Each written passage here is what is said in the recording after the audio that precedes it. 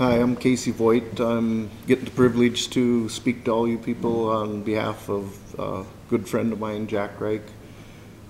He was a leader in many different ways. He started out high school rodeo and went on to Bozeman to college rodeo, and later joined amateur and pros and went to many different rodeos. But in the ranching industry, he took his dad's commercial herd and turned it over to a purebred Angus herd, and was always looking for better genetics, and traveled around the country out to Billings and wherever there was bulls to look at to see what you could do to improve the genetics.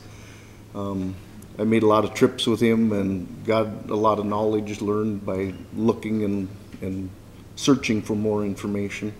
Later on, he got involved with the Stockmen's Association. He worked his way up through there as a district rep and then a vice president, and eventually was the president of the North Dakota Stockmen's Association. Also, when the big buzz was going with Kazakhstan and stuff, he was daring enough to where he got on a plane and flew over to Kazakhstan to see what the whole fuss was about. And it wasn't long later he ended up selling some bred heifers to Bill and Dan Price so that they could be shipped to Kazakhstan.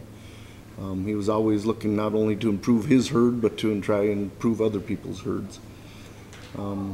Today, he would have probably had more people here, but it's their annual bull sale. So his wife, Marty, is home starting the bull sale about right now.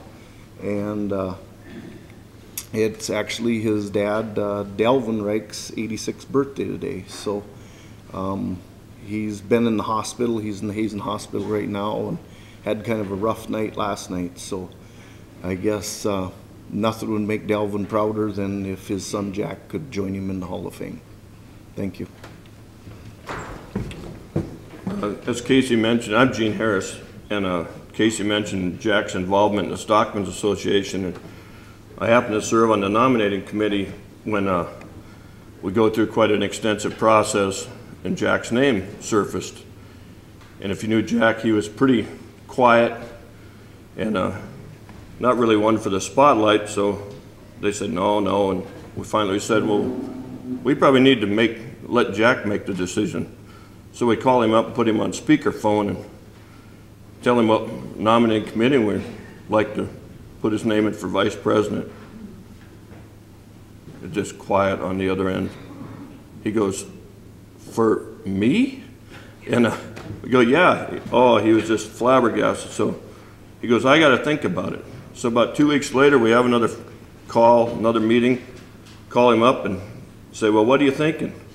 And we told him earlier, you need to visit with your family because it's a 6-year commitment, and you'll go to the National Cattlemen's meetings, and you'll be gone for a while. And so we called him up, and he said, "Well, we've been talking about it, and I talked to my family about it." And that's kind of all he says. And then, "Well, what did they think?" He goes, "I don't think I should, but Marty says I should, and so I guess I will." And I think he became the youngest president at that time and served his term, and then he was on quite a few committees on the National Cattlemen's Board, and really had an impact nationally too. And he just had a really bright future, and it ended a little too abruptly.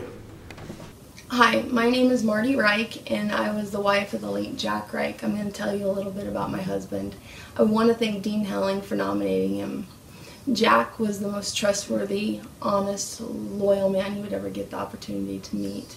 He was a devoted husband and a father. He was very passionate about black cattle, ranching, and the way of life.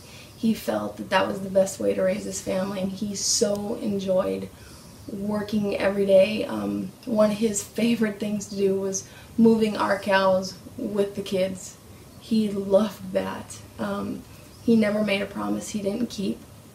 He tried to leave things better than he found them. He enjoyed working cows with our friends and our neighbors.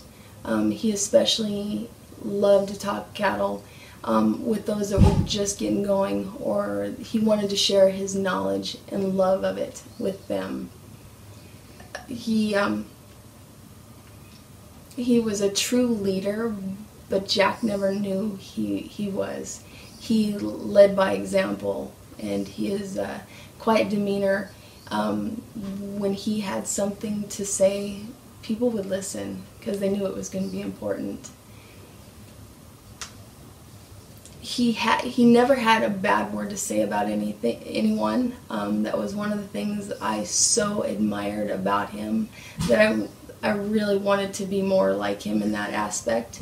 Never ever did he have anything bad to say about anybody. He always tried to look for the positive. And even if there was something negative to say, he'd be like, well, he'd always come up with something good to say about them. His favorite saying was, "It is what it is." And he used that in every aspect of his life. It is what it is. If we got, if we had a blizzard, well, it is what it is. If we had a drought, it is what it is. That was his favorite saying. I was very proud to be his wife. Thank you for taking the time. I wish I could be there with you today. Thanks again.